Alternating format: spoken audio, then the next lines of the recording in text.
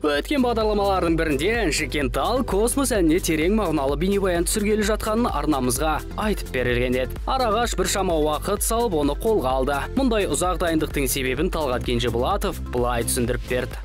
Біз біраз дайындалдық және одан да басқа съемкаларымыз болды. Уақыт босай қалып еді, біз осы бейнебаянды түсіруге бел будық.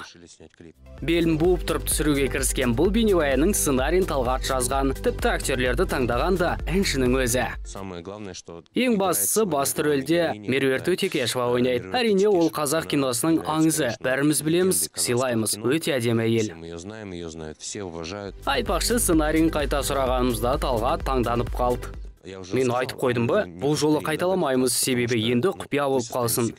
Құпияны онда біз ашайық. Бейнебаянда жалғыздықты кешіп, қарттар үйінде өмірінің соңғы сәттерін өткізіп жатқан ақсақал жөнінде. Нақтырақ айтсақ, оның өмір жолы баяндалады. Ал әннің мағынасы сәл өзгерек. Әнде әр адам өзінің екінші жартысын сыйлауы керек, жоғалтпауға тырысуы керек делінген. Яғни біз мұнда сондай мұңды мысал келтіреміз. Адамдар не болатынын білмеу керек.